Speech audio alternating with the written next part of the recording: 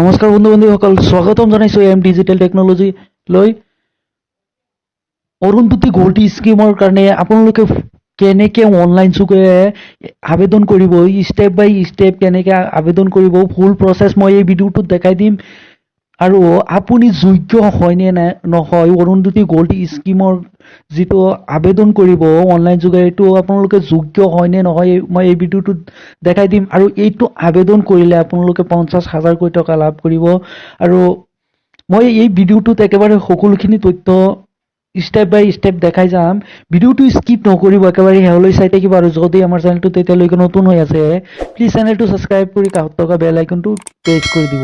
আপোনালোকে কি কৰিব, আপোনালোকৰ সুবিধাৰ্থে মই মোৰ ডিছক্ৰিপশ্যনত এটা লিংক দি দিম, তাত গৈ আপোনালোকে ক্লিক কৰাৰ লগে লগে এনেকুৱা এটা পেজ আহি যাব আপোনালোকৰ সন্মুখত। আৰু আপোনালোকে ধুনীয়াকৈ দেখিবলৈ পাইছে, ইয়াত আছে অৰুন্ধতী গোল্ড স্কিম, অৰুন্ধতী স্বৰ্ণ আঁচনি। আপোনালোকে যোগ্য হয় নে নহয় সেইটো জানিবলৈ হ'লে আপোনালোকে ইলিজিবিলিটি যিটো অপশ্যন আছে এই অপশ্যনটোত ক্লিক কৰি দিব। এই অপশ্যনটোত যেতিয়াই ক্লিক কৰিব, ক্লিক কৰাৰ লগে লগে নতুন এটা পেজ খুলি আহিব আপোনালোকৰ সন্মুখত। আৰু ইয়াতে জানিব পাৰিব আপোনালোকে যোগ্য হয় নে নহয়। আপোনালোকে প্ৰথমে দেখিবলৈ পাইছে ইংলিছত লিখা আছে, পিছত আপুনি তলপিনে আহি যোৱাৰ লগে লগে ইয়াত দেখিবলৈ পাব যোগ্যতাৰ মাপকাঠি। আপোনালোকে যোগ্য হয় নে নহয় ইয়াত জানিব পাৰিব। আৰু ইয়াত লিখা আছে এই আঁচনিৰ অধীনত যোগ্যতাৰ মাপকাঠি হৈছে তলত দিয়া ধৰণৰ। আৰু 1 নম্বৰত আছে বিবাহ পঞ্জীয়নৰ সময়ত কন্যা আৰু দৰাৰ ন্যূনতম বয়সৰ ক্ৰমে 18 বছৰ আৰু 21 বছৰ হ'ব লাগিব। আৰু 2 নম্বৰত আছে আবেদনকাৰীৰ বিশেষ বিবাহ আইনৰ 1954 চনৰ অধীনত পঞ্জীয়ন হ'ব লাগিব।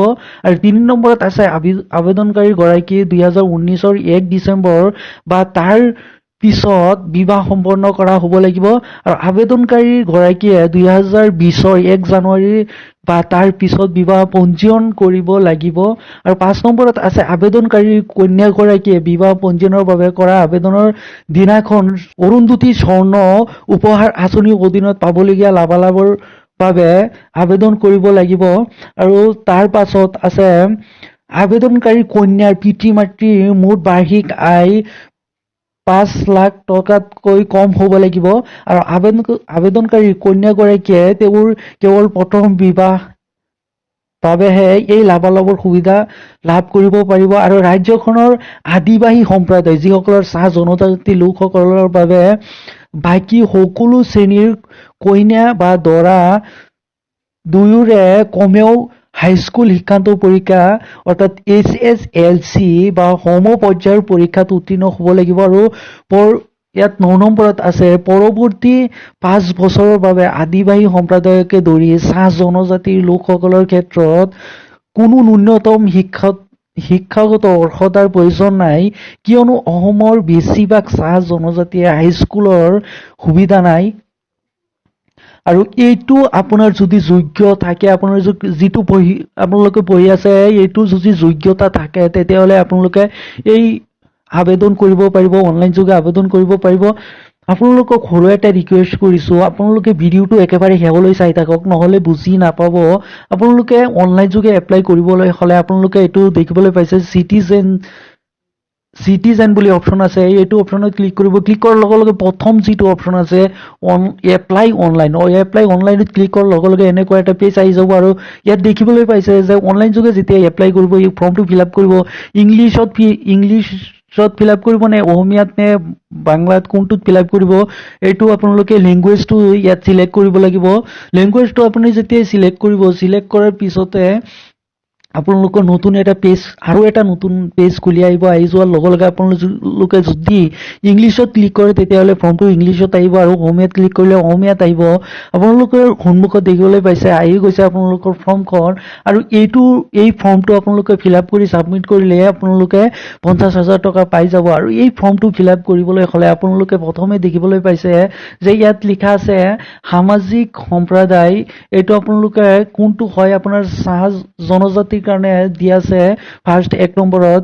পিছত আছে আপুনি যদি চাহ জনজাতিৰ বাহিৰত হয় তেতিয়াহ'লে আদাৰ্ছ বুলি অপশ্যন আছে, এই অপশ্যনটোত ক্লিক কৰি দিব। ক্লিক কৰাৰ লগে লগে আপোনালোকে 2য় নম্বৰ যিটো আছে ইয়াত আছে পৰিয়ালৰ বছৰেকীয়া আয় কিমান আছে, ইয়াত লিখি দিব। লিখাৰ পিছত আপোনাৰ বিশেষ বিবাহ আইনৰ 1954 চনৰ অধীনত পঞ্জীয়ন হয়নে, ইয়াত হয় বুলি দি দিব। আৰু ইয়া আপোনাৰ প্ৰথম বিবাহ হয়নে ইয়াত হয় বুলি দি দিব আৰু আপুনি অতি কমেও SSLC অথবা সম পৰ্যায়ৰ পৰীক্ষাত উত্তীৰ্ণ হয়নে ইয়াত যদি হয় বুলি দি দিব আৰু নহ'লে নহয় বুলি দি দিব আৰু জিলাখনৰ নামটো ইয়াত দি দিব আপুনি যিটো ষ্টাৰ মাৰ্ক দেখিবলৈ পাইছে ইয়াত ষ্টাৰ মাৰ্ক আছে ইয়াত ষ্টাৰ মাৰ্ক আছে এইটো আপোনালোকৰ বাধ্যতামূলক এইটো বহাবই লাগিব যেনেকৈ হওক আৰু ইয়াত লিখা আছে উপপঞ্জীয়কৰণ ইয়াত উপপঞ্জীয়কৰণ দি দিব আৰু আবেদনকাৰীৰ কইনাৰ নামটো ইয়াত বহাই দিব বহোৱাৰ পিছতে আপোনাৰ ইয়াত দৰাৰ নামটো বহাব লাগিব আৰু কইনাৰ পিতৃৰ নামটো ইয়াত বহাই দিব লাগিব আৰু কইনাৰ মাতৃৰ নামটো ইয়াত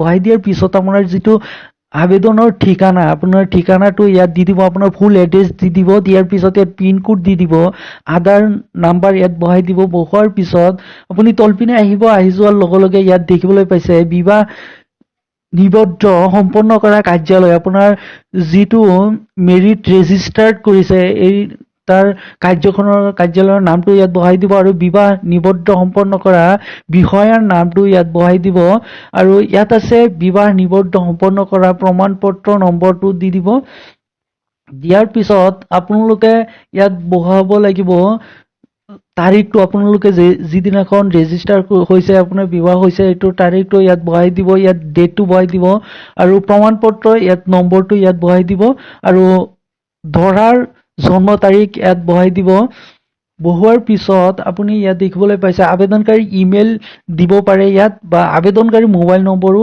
ইয়াত দিব ইয়াত মোবাইল নম্বৰটো বহাই দিব বহোৱাৰ পিছত আপুনি আবেদনকাৰীৰ যিটো পাছবুক আছে পাছবুক যিটো নাম আছে এইটো নাম ইয়াত বহাই দিব বহোৱাৰ পিছত ইয়াত দিব লাগিব বেংক নেম দিয়াৰ পিছত আবেদনকাৰীৰ বেংকৰ শাখাৰ নামটো দি দিব মানে ব্ৰাঞ্চ নেমটো দি দিব দিয়াৰ পিছত আপোনাৰ যিটো পাছবুক দিছে পাছবুক একাউণ্ট দিছে এই একাউণ্ট নম্বৰটো ইয়াত বহাই দিব আৰু একাউণ্টৰ যিটো IFC কোড আছে এইটো ইয়াত বহাই দিব বহোৱাৰ পিছত তলপিনে আহি যোৱাৰ লগে লগে আপোনালোকে দেখিবলৈ পাব ইয়াত আছে টিক মাৰ্ক লগাই আছে যদি নাথাকে এইটো টিক মাৰ্ক লগোৱা তেতিয়াহ'লে ইয়াত টিক মাৰ্ক লগাই দিব আৰু যিটো কেপচা কোড থৈ আছে ইয়াত ফিল আপ কৰি ছাবমিট অপশ্যনত ক্লিক কৰি দিব ক্লিক কৰাৰ লগে লগে আপোনাৰ ছাবমিট হৈ যাব আৰু আপোনালোকে অৰুন্ধতী গোল্ড স্কিমৰ অৰ্থাৎ অৰুন্ধতী স্বৰ্ণ আঁচনিৰ যিটো আপোনালোকে এপ্লাই অনলাইন যোগে ছাবমিট হৈ যাব আৰু আপোনালোকে কিছুদিন পিছতে আপোনালোকে বেংকত 50,000 টকা লাভ কৰিব আশা কৰিছো ভিডিঅ'টো ভাল লাগিছে যদি ভিডিঅ'টো ভাল লাগিছে প্লিজ লাইক কৰিব কমেণ্ট কৰিব